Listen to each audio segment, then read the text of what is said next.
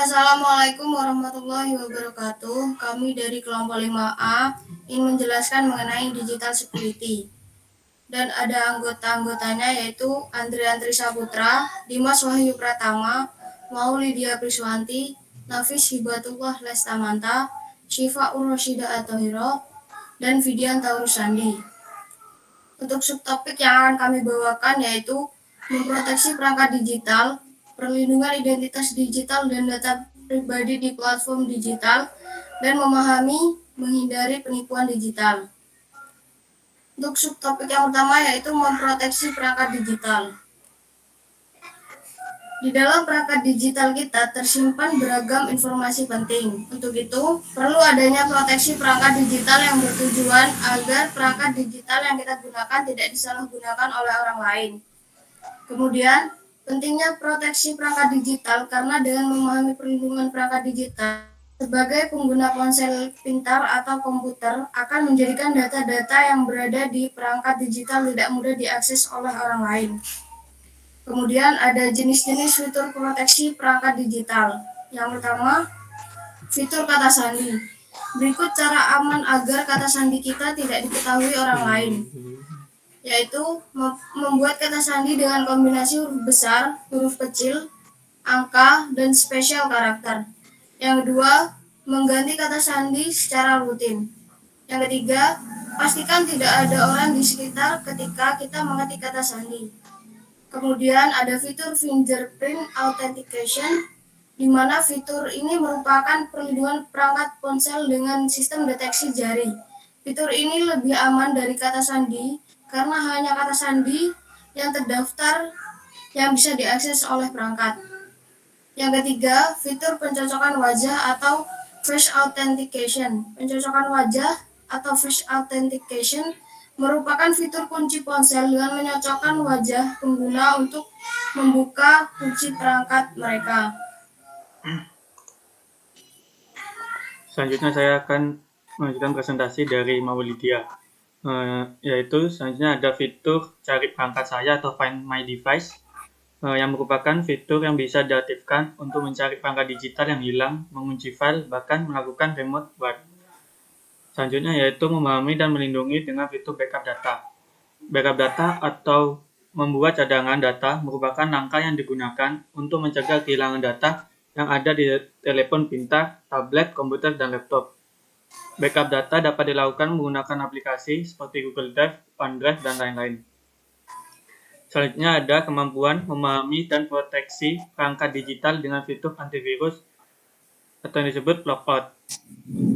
Pertahanan utama perangkat digital terhadap malware adalah menggunakan perangkat lunak yang baik untuk melindungi sistem perangkat digital.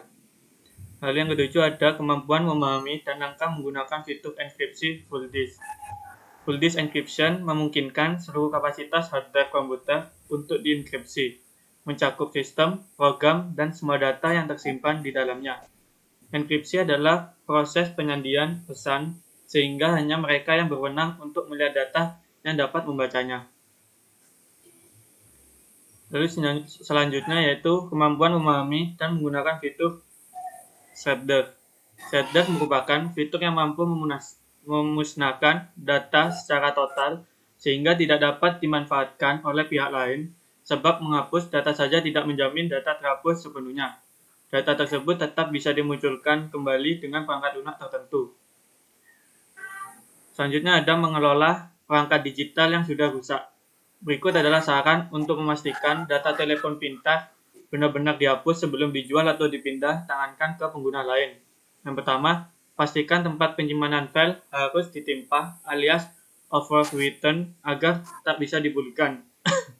Lalu yang kedua, menghapus data bawaan Windows sendiri, zipper, yang biasanya dipakai untuk enkripsi, sekaligus digunakan untuk menghapus file dari hard disk atau membuatnya tidak dapat digunakan. Lalu yang 10 yaitu upaya dan konsekuensi proteksi perangkat digital. Pelanggaran yang sering terjadi terhadap proteksi perangkat digital biasanya mengenai penyebaran data-data privasi pengguna perangkat digital yang sifatnya sensitif seperti video, foto, dokumen penting, karena seseorang yang dengan sengaja melakukan pencurian data dari perangkat digital pasti memiliki tujuan dan maksud yang kurang baik. Selanjutnya saya akan melanjutkan presentasi dari saudara Nafis, yaitu masuk ke dalam topik kedua, yaitu perlindungan identitas digital dan data pribadi di platform digital. Identitas digital. Identitas digital yang terlihat itu ada nama akun, foto, profil, dan deskripsi pengguna akun. Sedangkan identitas digital yang tidak terlihat itu seperti OTP dan two-factor authentication. Identitas tetap yang ada di platform digital antara lain adalah nama, tempat lahir, tanggal kelamin, dan nama orang tua. Sedangkan identitas tidak lengkap adalah pekerjaan dan alamat digital.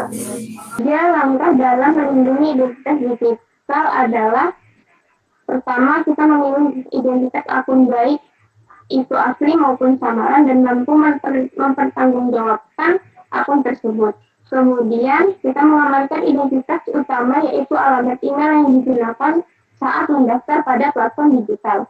Kemudian kita melindungi dan konsolidasikan identitas digital di berbagai platform yang kita miliki.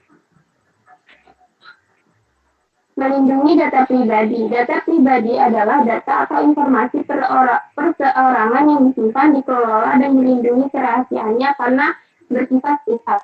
Contoh data pribadi yang digunakan pada platform digital adalah alamat, surat elektronik, IP address, nomor telepon, dan data lokasi kita. Selanjutnya saya akan melanjutkan presentasi dari Siva. Terdapat dua jenis data pribadi. Yang pertama data pribadi umum yang terdiri dari nama, tanggal lahir, jenis kelamin, agama, dan lain-lain. Yang kedua ada data pribadi khusus yaitu data kesehatan, keluarga, keuangan, ras, dan lain-lain. Selanjutnya tips melindungi data pribadi. Yang pertama penggunaan sandi yang sulit dan berbeda untuk akun yang berbeda. Kedua mengatur privasi. Ketiga menghargai privasi menggunakan platform digital lainnya. Yang keempat, memastikan tautan. Kelima, memastikan situs yang dikunjungi. Keenam, memastikan akses saat bergabung pada aplikasi tertentu. Yang ketujuh, memastikan keamanan jaringan internet. Dan yang kedelapan, mengatur data pribadi. Selanjutnya untuk melindungi menggunakan personal identification number atau PIN. Yang pertama, hindari memilih kombinasi angka yang mudah ditebak. Kedua, sebaiknya tidak menuliskan PIN di kartu identitas atau di secari kertas yang disimpan di dalam dompet. Yang ketiga, gunakan PIN yang berbeda untuk kepentingan yang berbeda sehingga tingkat keamanan lebih tinggi.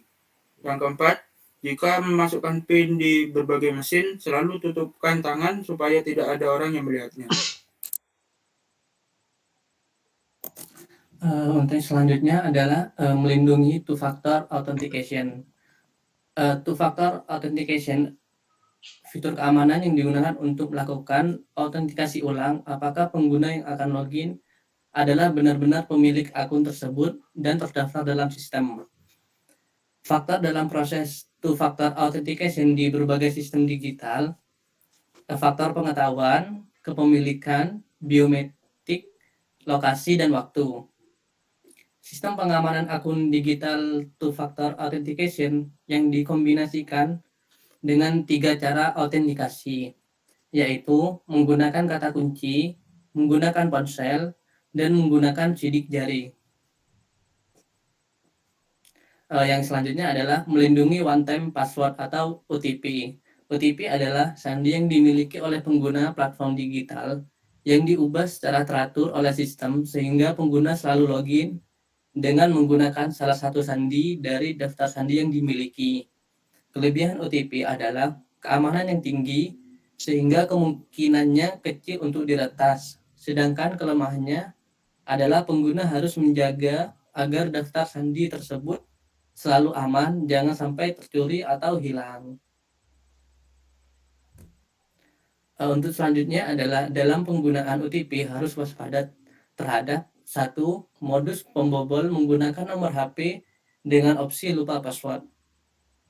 Yang kedua, modus pembobolan OTP menelpon menawarkan hadiah atau minta bantuan. Ketiga, jangan mudah memberikan nomor OTP pada siapapun yang bertanya. Keempat, waspada kepada siapa waspada kepada tiap pesan yang menawarkan hadiah. 5. Mengenali berbagai modus penipuan. Dan yang terakhir, segera lapor jika terlanjur memberikan kode OTP pada orang lain.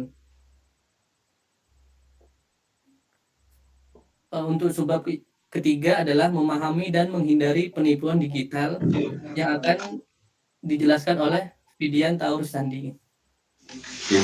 Selanjutnya, untuk memahami dan menghindari penipuan digital, yang pertama, urgensi memahami penipuan digital. Mayoritas warga Indonesia berbelanja secara online menjadi tren di era zaman digital. Hal ini menjadi salah satu sarapan empuk untuk melakukan penipuan. Langkah dalam memahami modus penipuan digital dapat dilakukan dengan meningkatkan kewaspadaan terhadap iming-iming berupa hadiah uang atau pinjaman cepat, mengkritisi informasi yang diterima, dan mengelola emosi saat menerima informasi. Selanjutnya, mengenali dan memahami penipuan digital. Yang pertama, selalu memperbarui perangkat lunak, memperkuat dan melindungi kata sandi. Yang kedua, memaksimalkan perlindungan data diri, baik data pribadi, keluarga, ataupun orang lain.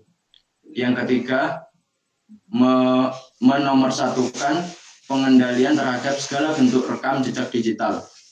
Yang keempat, pengasuhan digital dari dua arah, yakni orang tua atau anak, yang berarti saling memberikan pemahaman, pembelajaran sikap, dan kesepakatan waktu dalam menggunakan media digital. Nomor 5, saling berkesinambungan antara literasi, pendampingan, dan penegak hukum untuk menjaga dan mengamankan data pribadi. Selanjutnya, memahami aspek aturan dan hukum. Undang-undang yang mengatur tentang informasi transaksi elektronik adalah sebagai berikut. Yang pertama, Pasal 27 ayat 3 Undang-Undang ITE. Yang kedua, Pasal 45A ayat 1 Undang-Undang ITE. Yang ketiga, Pasal 311 KUHP. Yang keempat, Pasal 28 ayat 1 Undang-Undang ITE. Yang kelima, Undang-Undang Nomor 8 Tahun 2010 Pasal 3, Pasal 4, Pasal 5 ayat 1. Yang terakhir, Pasal 82 dan Pasal 85 Undang-Undang Nomor 3 Tahun 2011. Lembaga-lembaga di Indonesia yang menegakkan Undang-Undang ITE diantara lain yaitu: yang pertama, Kementerian Komunikasi dan Informasi. Yang kedua, Kepolisian Negara Republik Indonesia. Yang ketiga, IDCERT, Indonesia Computer Emergency Response Team. Yang keempat, IDCERT atau CC, Indonesia Security Incident Response Team on Internet Infrastructure atau Coordination Center. Yang kelima, pengelola nama domain Internet Indonesia atau PANDI. Adapun cara untuk melakukan pembekuan rekening penipu melalui cekrekening.id dan kredibel.id.co.id. Sekian, terima kasih.